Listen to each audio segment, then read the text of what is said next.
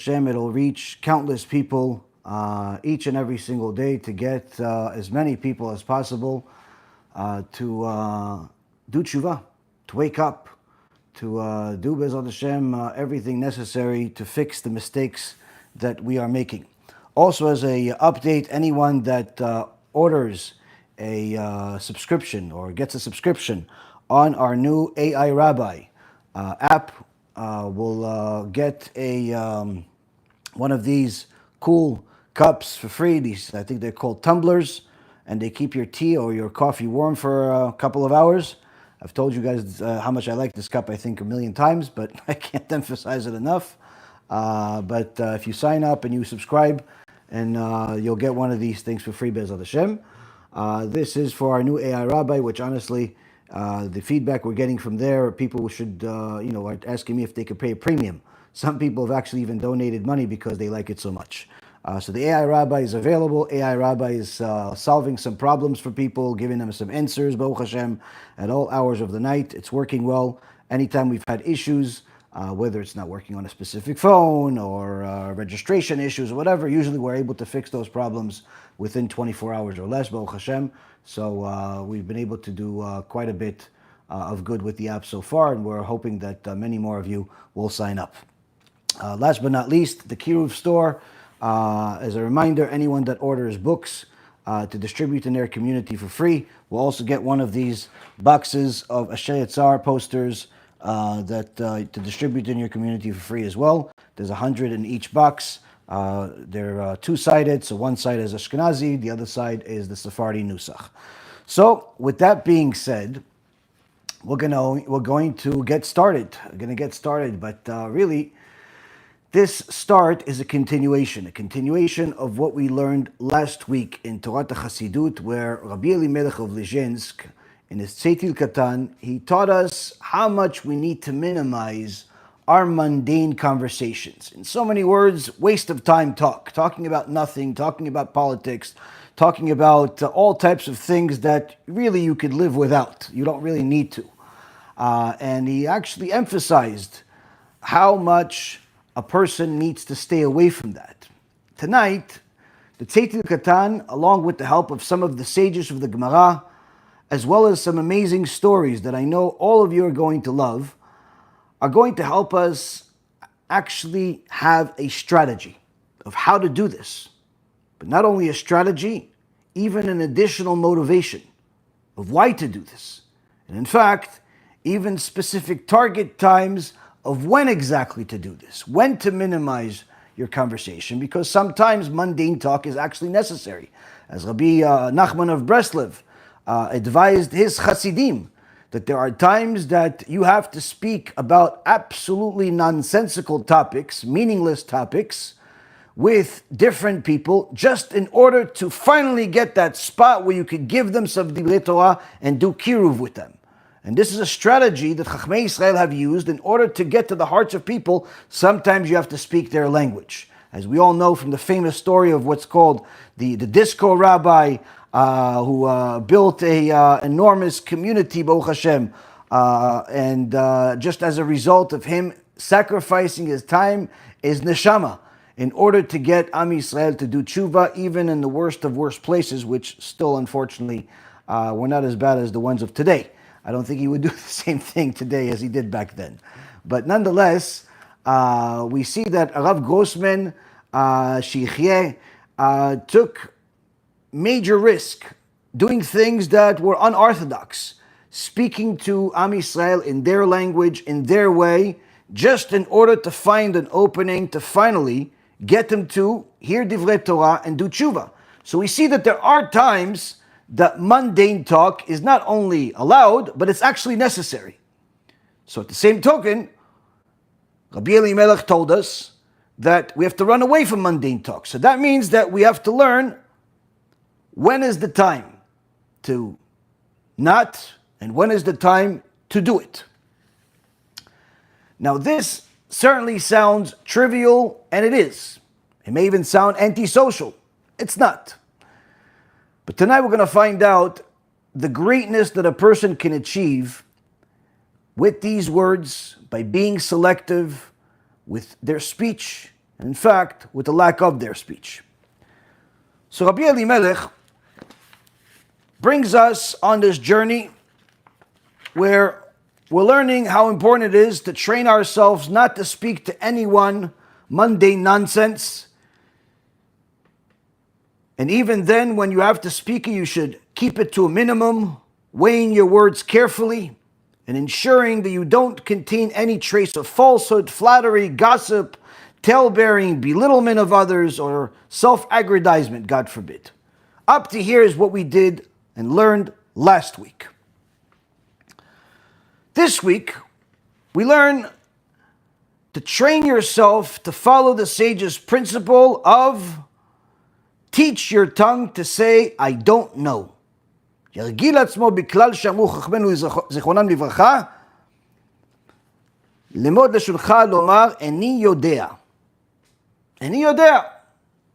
So before we get into it, the Gemara also says sometimes it's good to start off a shiur with a joke. It opens up the hearts of people and also the minds. And since this joke is a scholarly joke, there's always room for it. And since I remember it, it's even more so. And since it has connection to our this week's parasha, as it always does, it even more so. In this week's parasha, Parashat Vayetze, Yaakov Avinu leaves the yeshiva of Shem and Ever on the way to Lavan's house, Lavan Arami, that he will later find out will literally try to destroy him and all of Am Yisrael, as we read from the Agadat Pesach. He falls asleep at the place, a holy place, and he wakes up from a dream. And he's scared because he realizes that Hashem, the Shekhinah of Hashem, is there. And it says, V'yikatz Yaakov mishnato v'yomer, Achen yesh Adonai b'makom hazeh v'anochi lo yadati. Yaakov awoke from his sleep and said, surely Hashem is present in this place, and I did not know. That's where the teachings of I didn't know comes from. Where the sages say that a person should teach themselves how to say I don't know. But as a side note, there's a joke, but certainly some musar from it. There was once an evil priest that had a lot of control over the government that said that he wants to pass a decree to hurt the Jewish people. And unless they could defeat him in a debate, where the first one in a debate that says, I don't know, not only loses, but gets thrown off a bridge. Now all the sages, Chachamim of the time, were debating who should go. Some average Jew, not exactly known for his wisdom, if quite frankly the opposite, he was known as a fool, comes in and he says to the Chachamim, listen, let me go and debate this priest. I'll go to the bridge. You? Yeah, listen. Best case scenario, I win. Worst case scenario, if I lose, they throw me off a bridge and you guys don't have to worry about anything, because if they come to you and say, listen, you're going to get punished now, say, no, we didn't send such a fool, it's not our fault. And this, by the way, is something that the Chachmei Yisrael, that Am Yisrael has done several times over the years, and it's mentioned in the Gemara. So anyway, they say, go ahead, go for it. He goes to the bridge, of course, the priest is with his people. Everyone's excited to defeat another Jew, and they see this lowly Jew. He says, okay, priest, I'm ready for this debate, but since you are so honorable and so majestic and so respected and so much more knowledgeable than I am, I think that it's fair that I get the first question. And the priest, of course, with his arrogance says, sure, go ahead. What can you possibly ask me? He says, well, can you please give me the meaning of the verse where the Torah says, Vayikatz Yaakov mishnato, Vayomer acher Adonai b'makom hazeh, v'anochi lo yadati.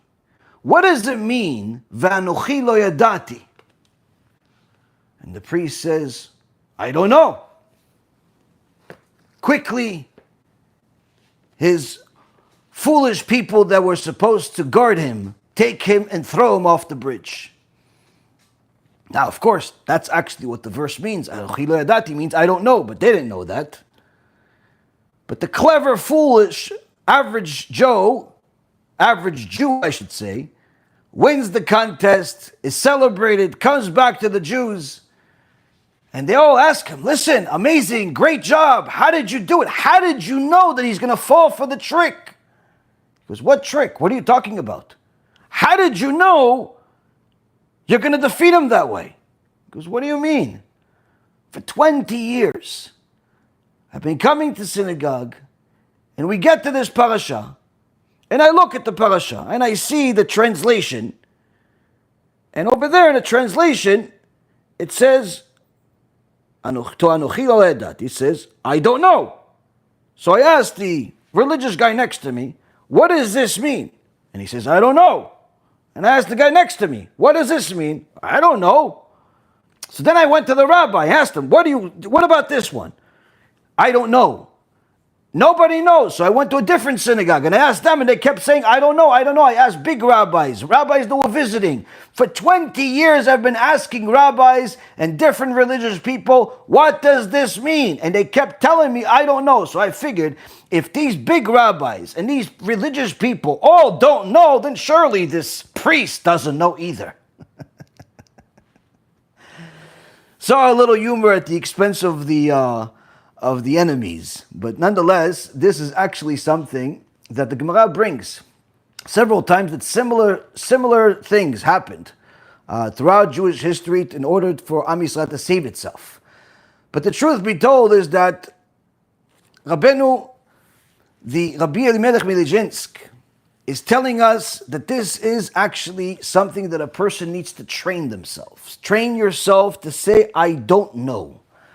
Now, why would somebody want to train themselves to say, I don't know? I mean, this, quite frankly, seems like it's the opposite of the MO today. It's the opposite of the way people behave. In fact, he says, train yourself to follow the sage's principle, to teach your tongue to say, I don't know.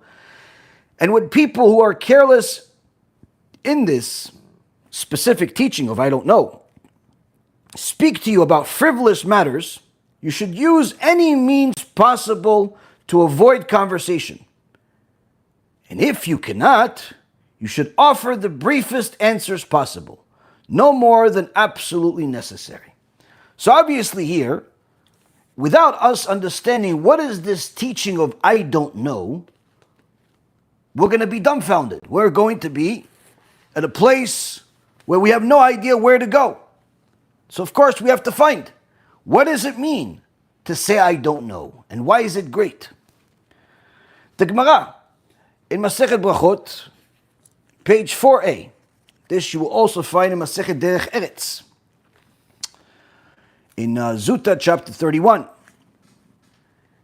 And the Gemara talks about when is midnight. And it says, who knew exactly when midnight is? It says, David HaMelech knew what midnight was because David HaMelech woke up at midnight each day to pray to HaShem. And he had even a special musical instrument, a harp, that would automatically, by itself, he positioned it in such a way that the air would go through it and it would make music in the middle of the night to wake him up. He said, what, David HaMelech knew when midnight is and Moshe Rabbeinu didn't know? He said, why do you think Moshe Rabbeinu didn't know? Because when Paro told him about the plagues to stop it, when is it going to be? Is it going to be at a certain time? And Moshe Rabbeinu pretended like he doesn't know the exact time. It's going to be around midnight. Meaning Moshe Rabbeinu made it seem as if he didn't know when midnight was. So the sages say, no. Moshe Rabbeinu did know exactly when midnight is. It's just that Moshe Rabbeinu was teaching us that you have to teach your tongue to say, I don't know, lest you be caught in falsehood. Meaning that sometimes it's better to profess ignorance in order to give information instead of giving information that could be considered false or could make you lose your credibility, where since Moshe Rabbeinu did not exactly know when Hashem is going to do what he wanted to do, he can't demand something from Hashem. So he said it's going to be around the midnight, because if it's a minute before, a minute after, then Paro and his necromancer can say, you didn't know, look, maybe it's because of this, maybe it's because of that. So Moshe Rabbeinu said, it's around that time, around midnight. So they don't start saying, no, you were wrong by a minute, you were wrong by this, sort of in obviously, a small comparison where, if you notice, almost every film and practically every lecture we've had in the last decade, there's always at least one loser that makes a comment about something that is not material to the entire lecture, but they don't like. Oh, you mentioned it's Rabbi Akiva, but really it's Rabban Gamliel. Oh, you said it's the Mishnah, it's the fourth Mishnah, but really it's the third one. Oh, the music is too loud. Or you this, or the lights, or all types of. There's always going to be somebody that mentions something that has nothing to do with the topic at hand. I mean, there's a 2-3 hour video. That's what you got out of it? There's always something like that. There's always something like that. It's a Yetzirah. I don't even fault those people. I'm not even upset at those people. I don't even react to most of them anymore. Just simply because I know it's the Yetzirah, but this is something that always happens. Instead of getting the information and applying it to your life, people always find that one thing they don't like. So Moshe Rabbeinu doesn't want Paro to do that. So he pretends like he doesn't know exactly when midnight is. But from here we learn in the Gemara, Masechet Brachot, that it's good to say, I don't know. It's good to say, I don't know. Why? Because if you are like what most people are today, and you act like you know everything, especially young people, then you're preparing yourself for embarrassment, you're preparing yourself for disgrace, and in fact, you're preparing yourself for a problem. Why? Because one of the reasons why anytime we speak about business on this, in our shiurim, it's typically in a very negative connotation, is because I've spent over 30 years doing business with literally thousands and thousands of companies and individuals, and from every way, shape, and size. And I've always told you guys, I've been young and I've been old, and I haven't found a single company, a single individual that actually does what he says. I've paid them, I usually don't even negotiate, but I've yet to find someone that actually does what they say. This is unfortunate reality. One of the reasons why this is the case and why this is the standard in society today is because typically the average person out there, especially in the world of business, says a lot because they're selling. Can you do that? Yeah, of course we can do that. How many you want? He doesn't even know what you're talking about, but he wants to say yes. Why? He wants to make a sale. Well, can you do this too? Of course we can do it. Anything you want, Rabbi, anything you want. Anything, you can do that too. Yeah, of course we can do it. You sure? Absolutely. He's whispering to his friend, what is he talking about? What is he talking about? Don't worry, no, we can do it. We can do it. We can do it. We can do everything. And what ends up happening in business is that people overpromise. They tell you they can do everything. And in reality, they cannot even do what they promised, the bare minimum. And this obviously leads to a lot of disappointment. But this is not just in business. This is simply in life. People love to say, I know. I know. And that's actually a bad character trait. Especially when people want to tell you a story, a Dvar Torah, and they want to tell you a story, and you already know the story. Or they want to tell you something about the parasha, and you already believe you know what they're about to say. Saying, yeah, I know, is a terrible thing to do. If somebody's about to tell you anything relating to Torah, it's extremely difficult to overcome the negative character trait that is telling you to interrupt them, that is telling you to show them that you're becoming impatient because you already know what they're saying. But in fact, if you're able to overcome that bad character trait, you could reach extraordinary high levels of Kedusha. But it is very difficult to say nothing or to say, I don't know. Especially if somebody comes to you and says, yeah, did you ever hear the story about Rav Ovadia? And you in your mind, you're like, what? Rav Ovadia? I can tell you Rav Ovadia's bio by heart. I can tell you stories that you never even heard of. Now, if you do that, you're hurting the person. If you do that, you're minimizing the person. If you do that, you're never going to reach anything of significance. If somebody tells you, did you ever hear of a story of this Chacham, or this Tzaddik, or this story about the parasha? That's the perfect place where you say, no, I don't know. No, go ahead. I don't know. Never heard it before. Even if you've heard it 50 times, even if you wrote a book about it. There's a time and a place where saying I don't know is perfect. Because if you're one of these people that always says, yeah, I know. Why? The parasha, yeah, of course, the Akedah, and then really, he wasn't going to hurt him, and then he did, and then when the Gan Eden, yeah, exactly, yeah, just like you said. Oh, yeah, I know that one. Okay, great. Guess what? Not only did you just embarrass the storyteller, on top of that, you demotivated him from telling the story to anybody else, because now he'll assume everybody else knows the story.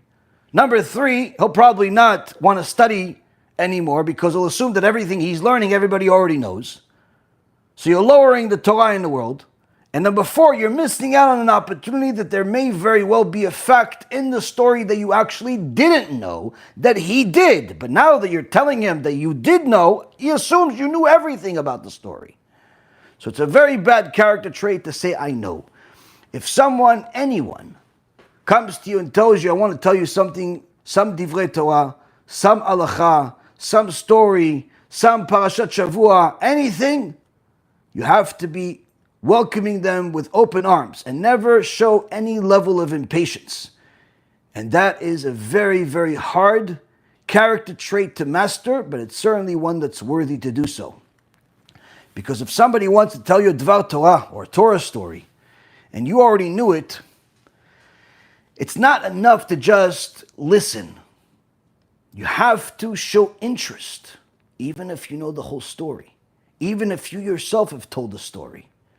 If you show them that you're impatient, if you show them like, come on, this is like part 2 of 7 parts, let's go, then there's no point.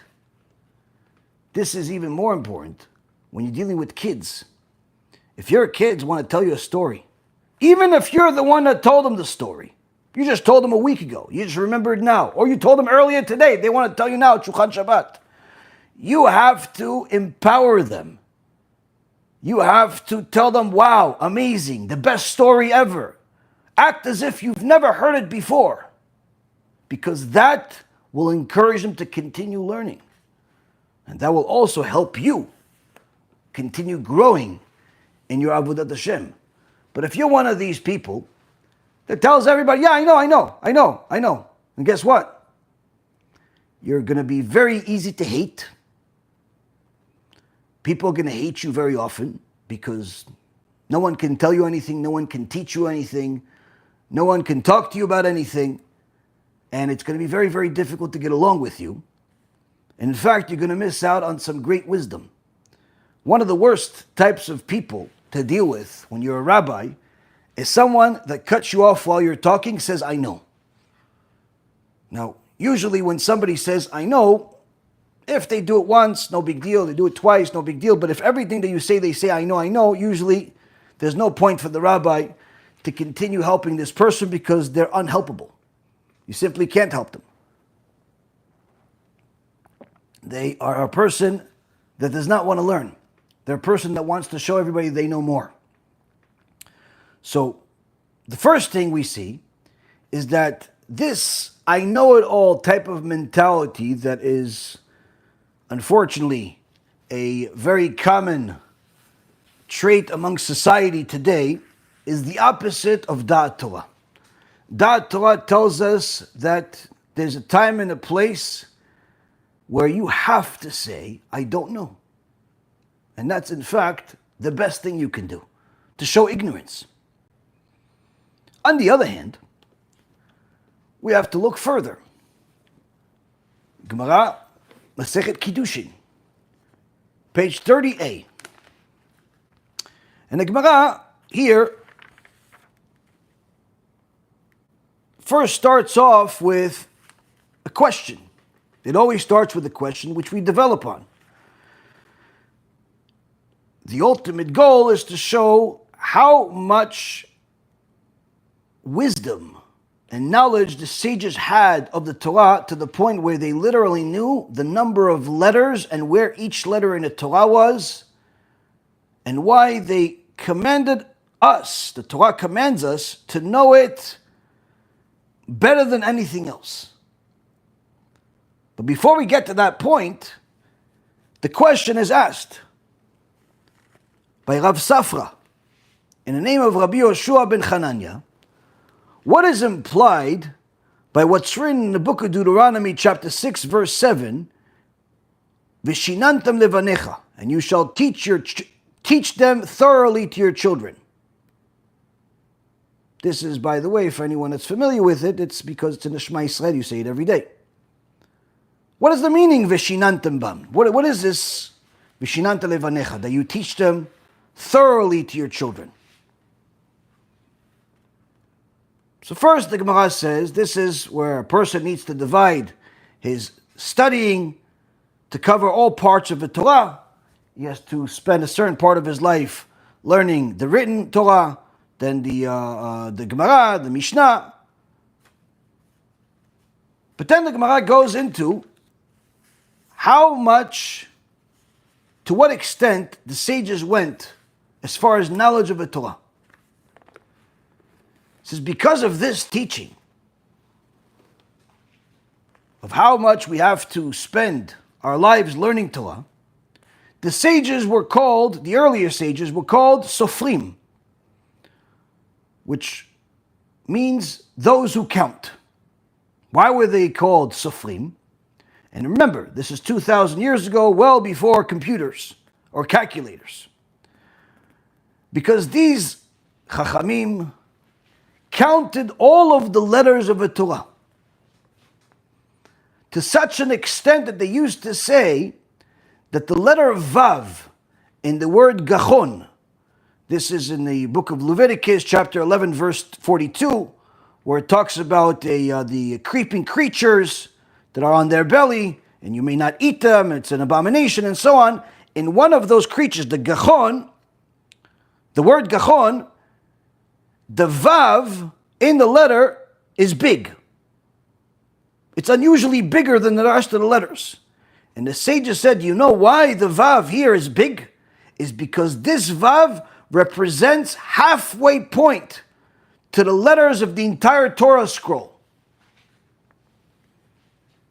And the word darosh, also in Leviticus chapter 10 verse 16, represent halfway point of the Torah's words, not the letters, but the words.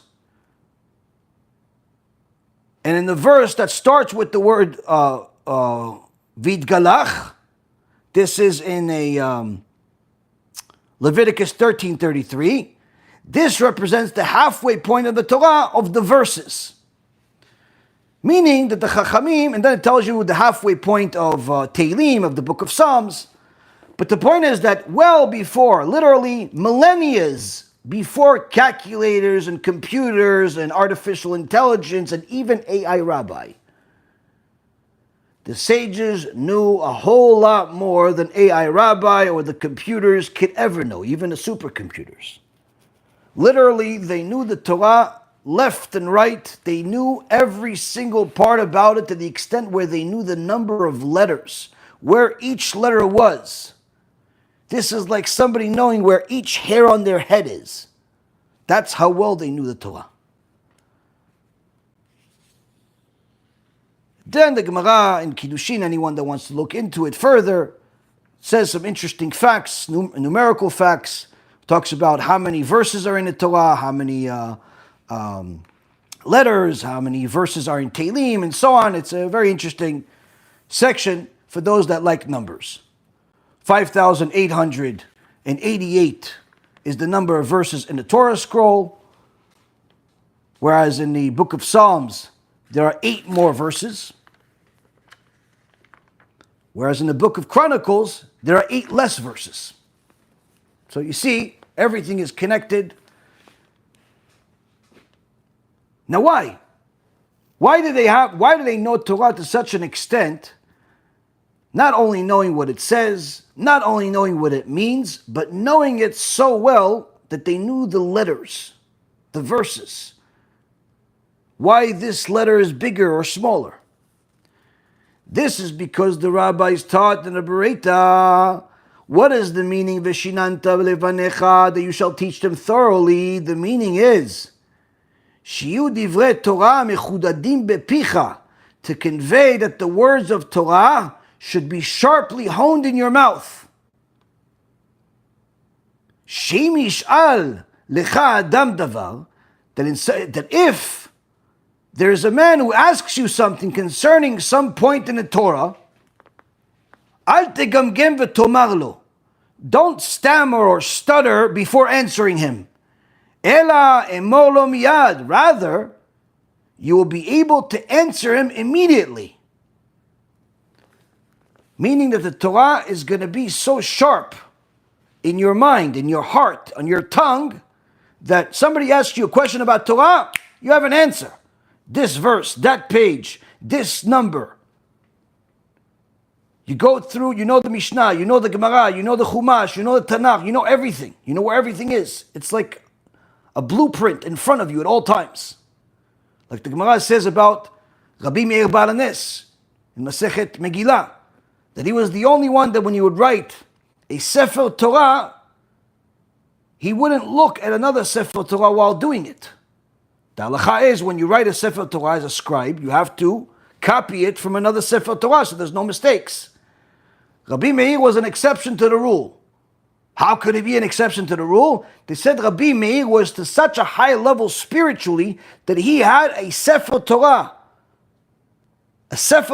image that he can see at all times, better than what you can see in a book in front of him at all times.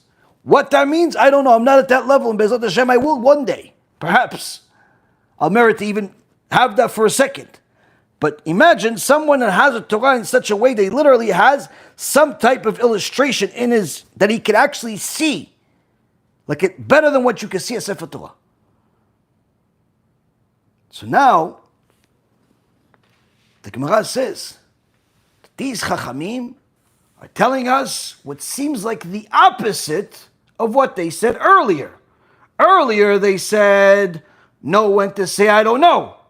Here they say, you have to know the Torah so good that if somebody asks you a question, you don't stutter before you answer them. You know exactly where it is. In fact, they even give you a something to such an extent that you should know it to the extent where, just like you know that your sister is forbidden to you, that's how much you know the Torah.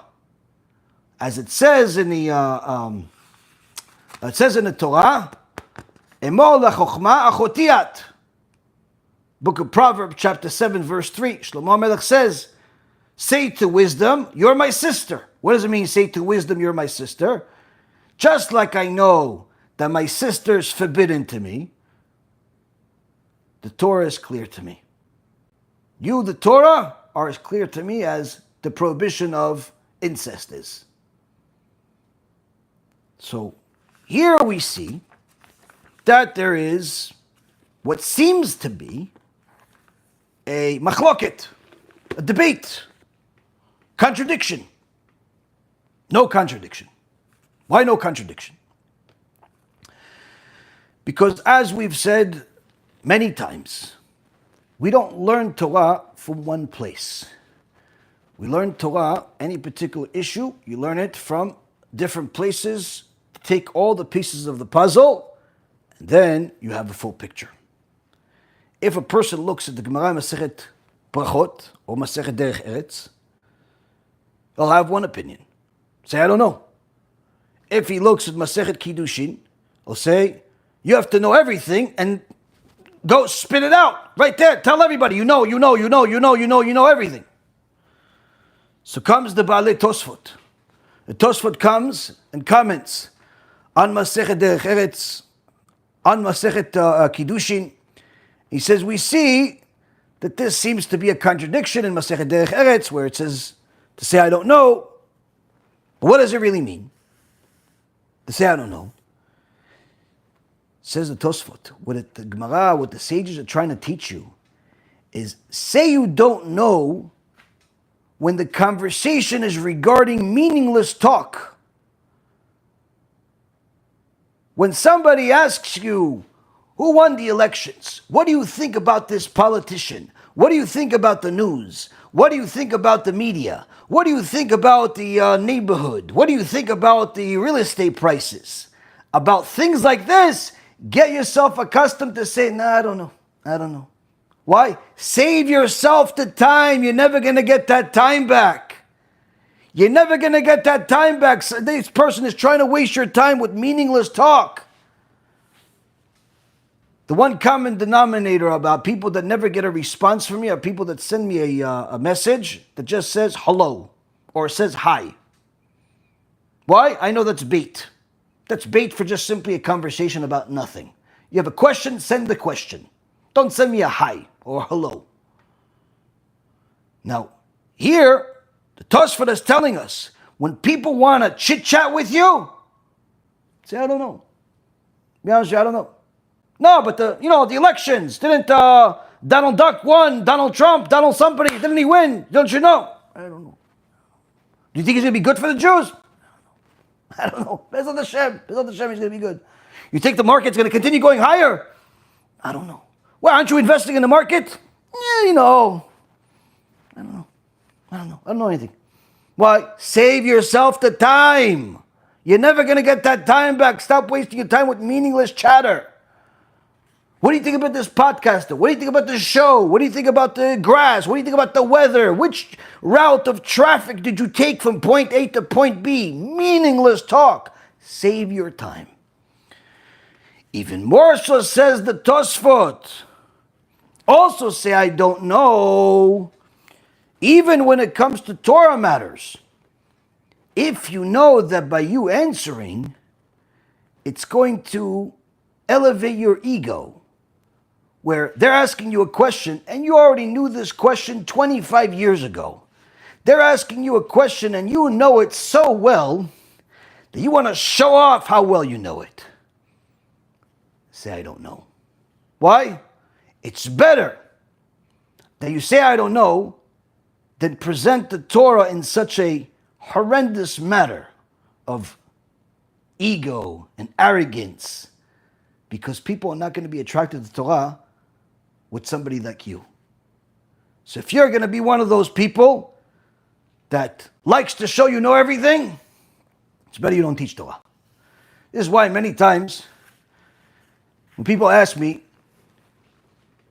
if I think that they should teach Torah,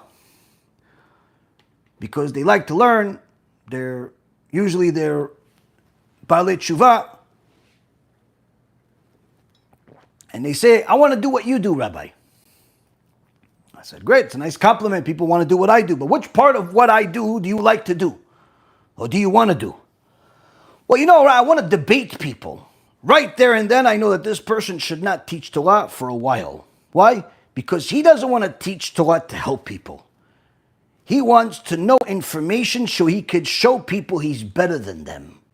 That means it's not about the Torah. It's about the platform. For such a person, say, I don't know. I don't know anything. Go learn, go grow. You have a long way to go. No, but I need to know, and I want to know, I want to answer these Christians, I want to answer these idol worshippers, I want to talk like you. No. I promise you, you don't. You think you do, but you don't. Why? It'll bring you a lot of problems. If that's the way you want to do it, and that's what you want to do, it's not going to help you in life. In fact, it's not going to help anybody. So Tosfot says, If somebody comes to you and wants to talk about nonsense, say, I don't know. And if somebody comes to you with Torah matters and you know that you are an egotistical person, you know that you're an arrogant person that likes to say, I know everything, then also say, I don't know. On the other hand, if you have worked on yourself and you're not going to insult the people with their minimal knowledge in comparison to yours, and they have a question, then certainly you should tell them what you know like you know it. What are some examples of this? One of the Talmidim of Rav Gershon Edelstein told the story himself to Rav Ephraim, my own dear Rav Ephraim. And they're talking about the Gadol, the Gaon, Rav Edelstein. He's spoken much, he's written much, he's built much. I mean, this is one of the giants in the past generation. And he says, nearly all of the questions I've ever asked Rav Edelstein started off with the rabbi saying, I don't know. Even though shortly thereafter, he wrote a whole tshuva about it, he wrote a whole sefer about it, he gave a whole speech about it, initially, I don't know. Why? Practicing what the sages said, to say, I don't know. This is also important for a teacher, to not only always say, I know about everything,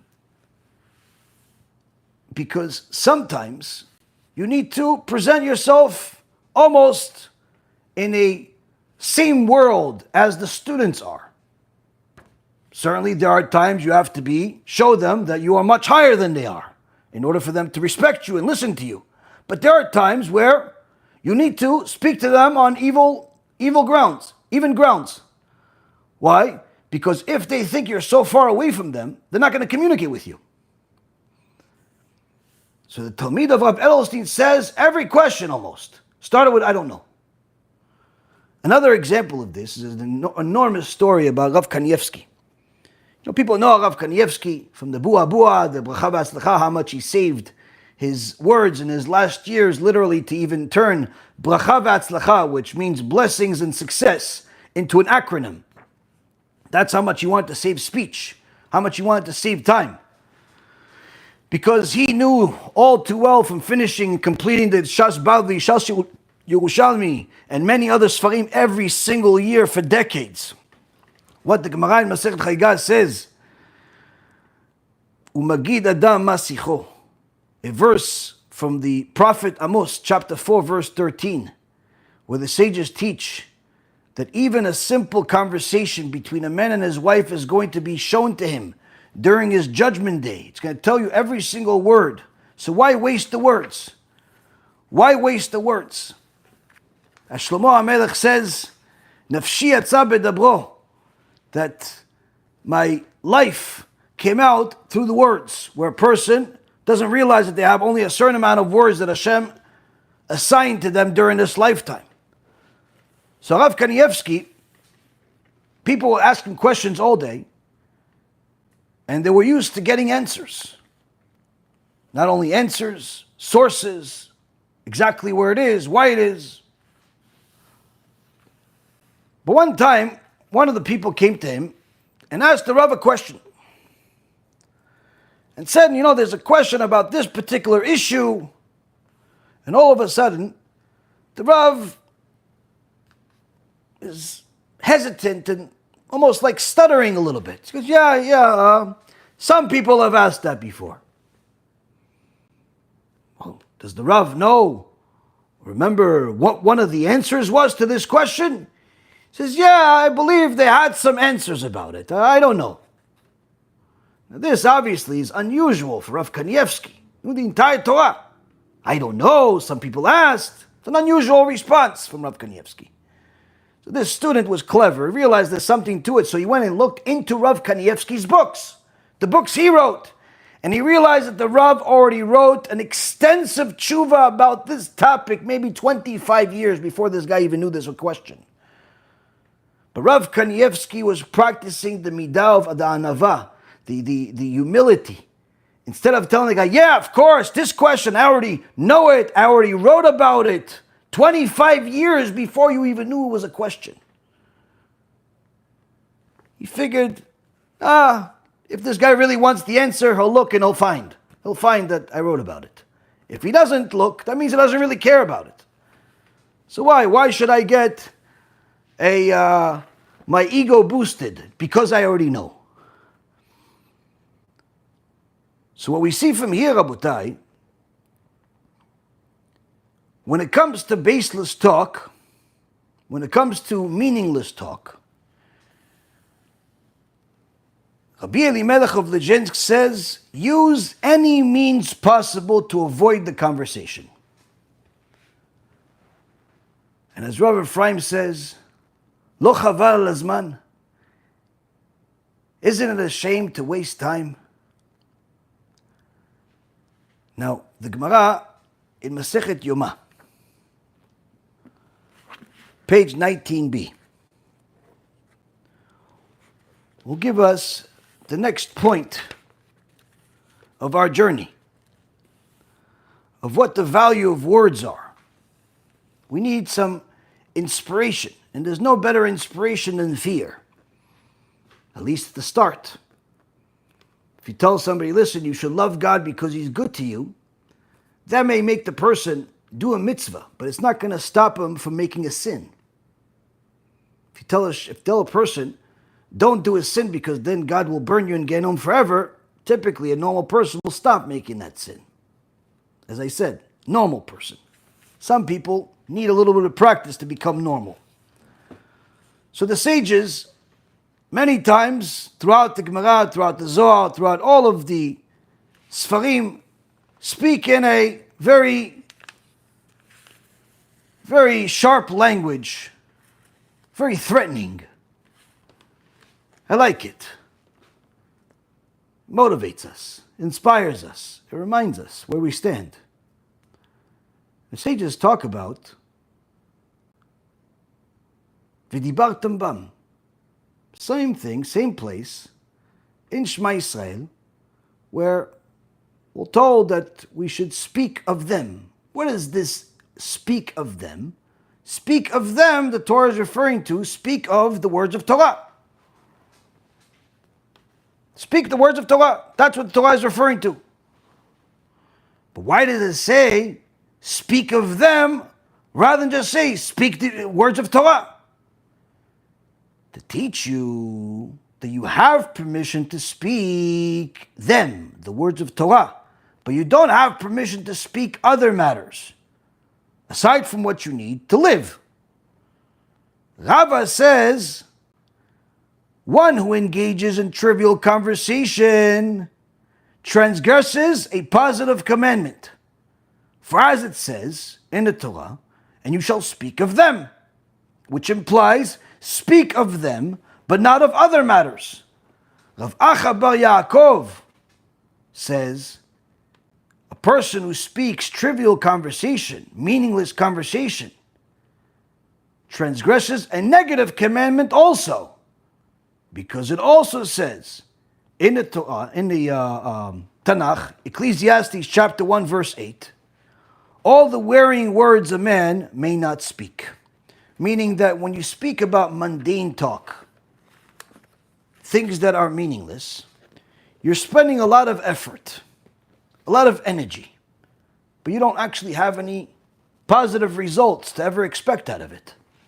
You're wasting your energy that should be used for Torah. Such a waste is forbidden. So of course, a person that's just starting out in the world of Torah and is not even remotely close to ever being a Torah scholar, to this is foreign to them. And that's why we say Chassidut is something you grow into over time. It's not something you just adopt in 1 second. And it's certainly not just based on clothing. There's a lot more to it than just wearing a certain type of clothes. But if a person understands that at the very least, they have to be more careful with how they use their words, not to lie, not to cheat, not to curse, As the Gemara Masechet Shabbat says, somebody who curses can lose blessings that were decreed upon them for 70 years. Meaning if it was decreed on a person to get blessings for another 70 years worth of blessings, one curse can lose all of those blessings. Why? Because you used a holy vessel that Hashem gave you and you profaned it. So when a person understands not to speak nonsense, not to speak to just anybody, not to use dirty language, not to be a flatterer, a gossiper, lashon hara, insulting people, all types of things like this, that's easy for everyone to understand. Now, if you are already above that, and you can become more careful with your speech, start off with eliminating all mundane talk, as much as humanly possible. But there are times that it's not possible. And that's what Rabbi Elimelech is talking about. He knows we live in the world.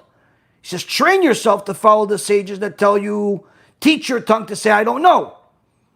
But when people who are careless in this come and speak to you, and they want to talk to you, listen, I really need to talk to somebody. Well, what do you talk about? Listen, I'm really stressed out. Well, what happened? Is everything okay? Your wife's okay? Yeah, she's fine. Your kids are okay? They're healthy? Everything? Yeah, they're fine. What are you stressed about? Oh, the economy, the economy. The national debt is so high right now. And also worried, Russia, Russia is crazy right now. They want to start a third world war. And I'm really concerned about the weapons and whether we could afford to go into another war. And you know what happened with the medicine and Corona was really killing people. And what? Leave me alone. There's literally already maggots coming out of my brain because you're killing it. Leave me alone. That's what you want to tell this person. But you can't. Why? This person may be your father. This person may be your mother. You can't tell them, leave me alone, I don't want to talk to you. You have to sit there and say, yeah, BeEzrat Hashem. Find a way. Find a way to get out of that conversation without slighting their honor even a little bit. Even a little bit. Or perhaps they're your student. Or there's somebody that doesn't have anybody else. Literally, they don't have anybody else. And they're coming to confide in you, and sometimes you have to do it a little bit because it's chesed for them to simply just listen to them. Train yourself, because there are going to be some people who are careless in this, that come to speak to you about frivolous matters, and you should use any means possible to avoid the conversation. But if you cannot avoid the conversation, you should offer the briefest answers possible, no more than absolutely necessary. Meaning just because there is a permission to be there and talk to them and listen to them doesn't mean you go waste your whole day on it or start wasting hours doing it or doing it on a regular basis. Meaning there's a time and a place for everything, and a person has to be clever to know how to utilize their time. But of course, in order for us to value our time, when a person is Jewish and knows that his Torah is priceless, hearing it sounds good. Knowing it is much better. So for that, I'll tell you a couple of stories. Rav Ephraim heard the story from his dear father, Rav Chaim Kachlon, Shichyeh, this Shabbat. And Rav Chaim says, he spoke to the man, spoke to the person behind it. He says, years ago, maybe 30 years ago, there was an Avrech that tragedy came upon him and his house burned down, his apartment burned down. Everything destroyed. And he was actually neighbors with Rav Ovadia Yosef. Now this Avrech came to Rav Ovadia after he got the worst news, aside from the burning house, which is that to fix it, it's going to cost 200,000 shekels. And this is Avrech. What is he making? A few hundred shekels a month. What is he making? 200,000 shekels, you might as well tell him 200 million.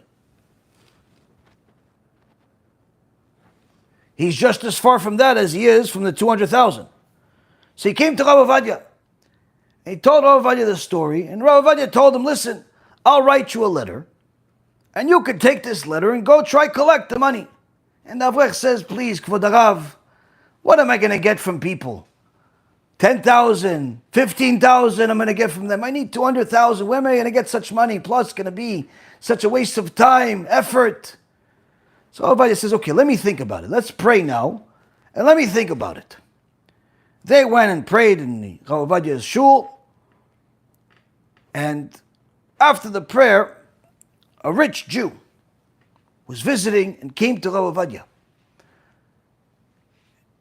and asked Rav Obadiah if he would please honor them by coming to the Brit Milah of the firstborn grandson that this rich man has. They're having it in a very fancy place, and they want the honor to have the Rav be as the Sandak. Rav Obadiah was a Sandak on many Brits, but in his later years, he said no more being a Sandak anywhere else other than his own shul in order not to waste time traveling, going back and forth. Anyone that wants Rav Obadiah to be a Sandak, bring the baby to his shul, Shachrit. They do the prayer, finish, 2 minutes literally, they're finished with the Brit Milah. But this rich man did not want that. He wanted Rav Obadiah to come to the place. And Rav Obadiah says, no, I'm sorry, cannot do it. Too much time, it's going to take an hour of my time. I can't, bitul Torah. Wasting time. And the man begged him, he said, please, Rabbi, please, I'll do anything. Anything the Rabbi says, I'll do.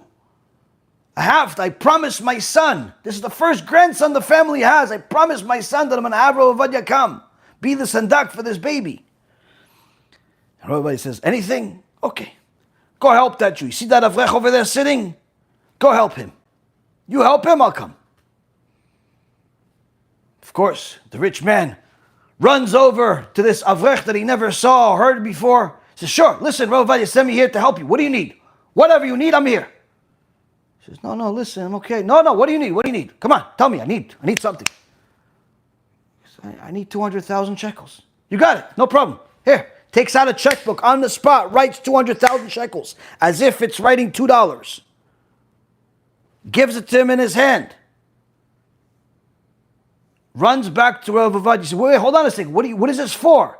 No, it's for the rabbi to come, be the sandak in the Brit Milah. Immediately the Avrech runs back after the guy, goes in front of Rav Obadiah. He goes, no, absolutely not. Absolutely not. And he gives back the guy the check. He goes, why not? He goes, you think that I will take upon myself to waste an hour of Rav Obadiah's Torah time? Absolutely not. No way. Let the house be burned and we'll just live in a burnt house rather than waste an hour of Rav Obadiah's time. When Rav Obadiah heard this Avrech's respect for his time, for his Torah, immediately he got up and he told this Avrech, listen to me. Go and sell your house as it is. Sell your house without changing anything. Take that money from the house. There's a place called Bet Shemesh that the state is trying to build. There's almost nothing there. Go and buy 2 houses over there. One big house to live in and one small house. The small house you turn it into a little synagogue. You go do that, I promise you're going to succeed. For the merit of how much you valued my hour of Torah, that you gave me an hour of Torah, you're going to see success. The Avrech listened to this Chacham's advice, listened to the Gdol Ador's advice without second guessing anything. Today, even if you tell people the halacha on something, they second guess you. But maybe there's a different opinion. Immediately, he took the Chacham's advice to practice, sold his house, burned as it is, sold it, got some money, but the houses in Bet Shemesh at the time were so cheap, there was virtually nobody there, that you could buy things for pennies. He was able to buy 2 houses with that money. Got a big house for himself, got a small house as a big knesset, but now there's a problem. What's the problem? There's no minyan. And he's there doing whatever he can.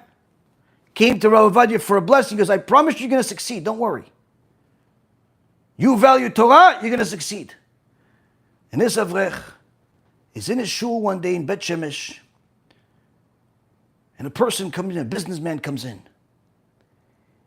He said, listen, we are looking for somebody to be the head of all of the institutions we have that we're building here. Yeshiva Gdola, Yeshiva Ktana, synagogue, seminary for girls, everything. And I want you to be the head, since I see you're the only one that has come here and is trying. I want you to be the head. What do you say? The Avrech says, I'd be happy to, but I don't have any money. I'm sorry. He goes, no, don't worry about it. You don't need any money. The state already gave us land as part of this whole thing that they're trying to push for people to come here and build. And for the building, I already have a donor. All you got to say is yes. And of course, he said yes, and the blessings came upon him. And until this day, his institutions are some of the biggest in Bet Shemesh. And of course, Bet Shemesh has prospered tremendously over the last 20 or so years. Baruch HaShem. V'ken yirbu. But we see here, Rabotai Karim, what this man got just for valuing 1 hour of Torah. 1 hour of Torah. When a person understands the value of Torah in the next world, the story you just heard means nothing in comparison to it. Because as much glory and glamour and profit that a person can get in this world, it's literally worthless in comparison to what a person gets for that single hour in the next world. So why waste the time? Why waste an hour of your life talking about mundane nonsense that cannot help you nor the other person? But unfortunately, some people are addicted to this. So much so that they actually study for the conversations. They read the news. They read the news, they watch the news, they listen to the news so they can have something new to say to the people they waste their life with. Literally, it's like drinking poison and then expecting to live. The way a person needs to look at these types of conversations where people come to you and ask you to talk about nothing. And what Rabbi Elimelech of Lezhinsk is trying to tell us, is when somebody is coming to you and trying to talk to you about nothing, you have to think about it as if they're about to take a part of your life that you're never going to get back. A half hour, an hour, 2 hours, 3 hours, however you give them. And if you give it to them an hour, certainly they're going to come back tomorrow for another hour. And the next day for another hour. And perhaps they're going to come on a regular basis. And literally this person is going to steal an hour from your life. Now, people don't value their time as much as they value their body. So imagine this. If somebody came to you and says, listen, you have 2 ears. Can I have one? Huh? What do you mean? What? You have 2 ears. See, you have 2. You don't need 2. Let me just take one. How about that? I'll just take the earlobe. How about that? Okay, fine. You don't want that? Fine. How about your nose? Can I take your nose? Okay, fine. You only have one nose. Give me the cheeks. Maybe I'll take your cheeks. Listen, crazy guy, get out of here. I want my body as it is. How come you want your body as it is, but your time you don't? When a person does not value their time as much as they value their body, they can easily lose both without realizing it. The Pri Megadim, which is a super commentary on the Shulchan Aruch by Rabbi Yosef Teomim, lived in the 1700s. He was an extraordinary chacham that hid himself from society in a very clever manner for years before he unveiled his wisdom and became one of Gdolei Israel. But in one of his letters to another chacham, he told him, listen, at this time of your life, you should do what I did and hide yourself. Anytime people come to you and ask you Torah questions, pretend like you don't understand what they're saying. Pretend like you don't even know what the question is. Pretend like you're confused. That way, they won't come back to you over and over again. There are plenty of other places and other chachamim they can go to. Let them leave you alone for now, because this will give you more time to learn and more time to better yourself and more time to write the books, because if you start now answering everybody's questions, you're never going to have time to learn. You're never going to have time to write your books. You're never going to have time to develop yourself. So hide yourself for as long as you can. This is not just what the Pri Megadim did. This is something that many Chachamim did, even after they became Gedolei Israel. Rabbi Elyashiv, alav Shalom, is famously known that he generally would not go to events. Many of Chachamim would not go to events. And if they went literally for minutes. I remember when I went to Eretz Yisrael, there was a couple of events that we were invited to, Rabbi Ephraim and I. But the way we went to events, the way Rabbi Ephraim goes to events, and I learned from him of how to do it, is very simple. First, you generally try to get away with not going. But some people really care that you come. So there's a shiur, a picture. Everything has a shiur, everything has a measure. And there's a measure of how long you need to be there in order for the host to be happy. How much is that measure? Enough measure for them to take a picture with you in it. So literally we would go to a place, we say hello, sometimes sit down, maximum 3 to 4, 5 minutes. There's a picture usually taken. Thank you very much, Chazaku Baruch. And you leave. And we did this for at least a half a dozen events that we were invited to, that we could not go to. And this is the way it is. Many of Chachmei Israel, this is what they do. They go, they say hello, somebody takes a picture, they pay the respects, and they leave. There's no meal, there's no nothing. Even sometimes they'll have enough time within those 5 minutes to even dance with the Khatan for 2 minutes. He's happy now? Okay, now it's time to go. Rabbi Elyashiv alav Shalom, anytime he couldn't get away with not going, he would go, he would sit at the table, but he would make sure to put a hat on the chair that's next to him. And one time they asked Rabbi Elyashiv, why do you put a hat on the chair next to you? He says, because I'm putting one extra layer of distance for anyone that will have the chutzpah to come and bother me while I'm learning Torah. They won't come and sit next to me. They'll see that I'm busy or that they can't sit there because there's a hat. What are they going to take my hat and lift it from the chair? That takes an extra level of chutzpah to do that. Let them let me be so I could learn Torah even at the event, wherever I am, in the morning, in the afternoon, at night, on the way, before I lay down, before I go to sleep. At all times the Chachamim are learning Torah. Why waste time? Why waste time, Rabotai? Why waste time? Because what happens when you waste time? What happens when your mind is empty of Torah? Aside from what the Rambam says, that immorality comes to people that have a mind that's empty of Torah.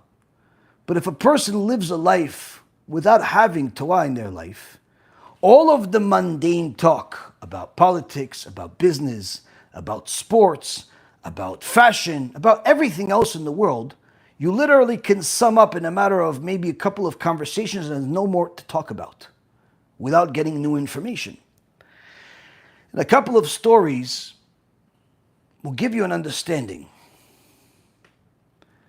The hostages that HaShem Yachem were taken hostage by the monsters of Hamas on October 7th, reported themselves saying that one of the most difficult things that they experienced while being hostages was the boredom, because they weren't allowed to do anything, and they just wanted the time to pass. So what do? They literally, when they would get a bowl of rice, finally eat, they would, to pass the time, they would eat 1 grain of rice at a time. 1 grain of rice at a time just to pass the time. I mean, some of these poor people were there for 150 days. And they didn't have any Torah knowledge. They didn't have even a verse of Shema Yisrael, Hashem Elokeinu, Hashem Echad, that you could recite in your mind and not only increase your merits, but you could delve into it and think of many other things from it. They didn't have a Mishnah from Masechet Avot, Torah Tzivalnu Moshe Morasha, Kilat Yaakov, what that means. How does the Torah transmit from Moshe Rabbeinu all the way to us? Moshe gave it to Yeshua, Yeshua gave it to the Skenim gave it to the Nevi'im gave it to Anshe Knesset HaGdolah. They didn't have anything. They didn't have no knowledge of Torah, and therefore whatever mundane topics they studied, whether it be in school or in society or the news and everything, that all ran out within a matter of a day or two. And literally, for the vast majority of time, they had nothing to talk about. This is also most apparent with people age. As the Gemara itself says that when Chachamim age, they get older, they get sharper. Their bodies may give out, but their minds become sharper. A Chacham that studied Torah his whole life is much, much more sharp when he's 80 years old than when he was 20. On the other hand, people that don't learn Torah, as they age, they become more dull because their mind has not been utilized to the best ability throughout its life, and it becomes worse and worse. In fact, the worst thing that old people suffer is boredom. Rav Shalom Shvadron, alav shalom, one of the most profound chachamim and speakers that we had in the most recent generation, said that one time when he came to the Bet Midrash, he told them, I just learned something while making shlom bayit. What did the chacham make? What did he see? What did he do? He says, as I'm walking towards the Bet Midrash, I see that there is an old couple, maybe mid-70s, 80 years old, arguing at the bus stop. 38, 37, 38, 37, 38. You don't know what you're talking about. You're always pessimistic. You don't know how to count. You're forgetful. 37. You always exaggerate. You don't know what you're talking about. You always see things.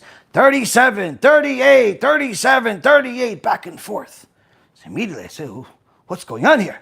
I went over there and I say, Rabotai, can I help you with something? Oh, Rabbi, great that you're here. Baruch HaShem, maybe you can help us with this big problem that we have. Okay, what's the problem? He says, Rabbi, we're here. We don't have much to do, so we sit here, and we count how many buses pass. Now, my dear husband over here, he counted 37. And my dear wife over here, the husband says, she counted 38. But of course, she counted 38 because she always exaggerates. He only counted 37 because he's pessimistic and forgetful. He doesn't remember even anything of what he ate yesterday. So we want you, Rabbi, to tell us who's right, 37 or 38. Rav Shalom Shvadron, in his wisdom of Torah, says to them, you're both right. Huh? How can we both be right? Listen, you counted 37, he counted 38. That's because there's a double bus. That's a bus that's connected to another bus. You counted it as one, and she counted it as two. Oh, Chacham, wow, perfect, amazing, yes, you're absolutely right. May Hashem create more like you. Wow, thank you so much. Yeah, thank you. So Rav Shalom Shvadron says to us, yes, on one hand it's great, we make shlom bayit, but on the other hand, look at what happens to a person if he does not learn Torah. In his later years, he's not going to have anything else to talk about other than counting buses. This, Rabotai Karim, is why we say and emphasize every single week, doing tshuva and learning Torah is not a gift you're giving anybody but yourself. Because all of the other information you're consuming, all of the other things that you're doing, every single one of them would lose its value shortly after you attained it. But the Torah that you attain, the Torah that you acquire only increases value over time. And that's why, on another end, when Rav Ephraim was young and he went to visit his uncle, his dear uncle that I've met several times at Tzaddik, Rav Moshe Atiyah. And he went to visit him for Shabbat. And he saw that after they finished praying the Arvit for Shabbat, there was one old man that stayed at the synagogue, got a Gemara, and sat down. And Rav Atiyah told young Rav Ephraim, he told me, you see that man? He's not going to go home until he completes 7 or 8 dapim of the Gemara. Because even though Gemara itself says that you shouldn't delay doing Kiddush after completing prayer on Friday. He said, here, he made an agreement with his wife. Since he's older, and she's older, there's no kids or grandkids at their house. There's no reason to hurry up having the dinner at a specific time. And since he learns 7 dapim of Gemara every single day to complete the Shas once a year, and doing it in the morning or the afternoon on Friday is very difficult because it needs to help to prepare the house. So he does it before he comes home. So sometimes they'll have the Kiddush at 9 p.m., sometimes at 10 p.m., sometimes at 9:30. Depends on how difficult those 7 or 8 dapim that he does on that Friday night, because he's not just learning on Friday night. He's learning the whole week, but he has to complete his learning that Friday night. We see from here, this is a person that not only values his time, is very particular about how he uses it, but also as a person that has not lost his zeal, his purpose, and his excitement for life, because he still has Torah. He still has Torah. He doesn't have to count buses. He doesn't have to count grains of rice. He's continuing to develop his mind in his old age. And this, Rabotai Karim, is why when a person learns Torah and dedicates themselves to it, they'll know that the value is priceless. But then they'll also start to understand why the value of wasting your time on baseless conversations is also priceless, but on the negative end. So let's try to save our words only for purposeful things. Make sure to encourage others, like your kids or other people that want to say Divrei Torah, that we give them the time of day, we give them the opportunity and not discourage them. Know when to say I don't know when to say I have to go. And most importantly, know how to utilize our time. Thank you very much for learning with me. May HaShem bless each and every single one of you to have success in your learning Torah and to utilize your time in this world to maximize all the good that you do. Anyone that wants to donate and support the organization, support our marketing of the new film, Oregon News, or the AI Rabbi, can certainly donate at the website, BeEzrat.org. Some people have really taken it to heart that the opportunity to donate stock and Bitcoin or all types of other cryptocurrency, now you can do that officially on the website, BeEzrat.org. I believe we're the only one that I know of, at least, that can accept it as an organization. So that's certainly good for tax purposes. But most importantly, Rabotai Karim, when you donate to BeEzrat Hashem, you know that you're donating to the right place because you see the track record, you see what's happening. You see the films, you see the posters, you see the books, you see the USBs, you see all the things that Baruch Hashem are happening, the poor people being fed. And this is why the people that have donated significantly to our organization over the years have received extraordinary miracles. Anytime somebody asks me, what can I do to get a big miracle? Now you have the answer, because we've seen how many miracles were reported over the last few months of people that have donated. So anyone that wants to can donate at BeEzratHashem.org, BeEzratHashem.org. If you want to subscribe to the new AI Rabbi app to ask all your questions and get immediate answers, regardless of what the question is, so long as it's relevant to Torah or ideology of Torah, you could go to AIRabbi.org. And if you want to get some free books and some of these Asher Yatzar posted and distributed in your community, go to kiruvstore.org. All of it's free. All of it, Be'ezrat Hashem, will be sent out to you. B'chai v'atzlacha, and Be'ezrat Hashem will learn again later this week. Kol tuv.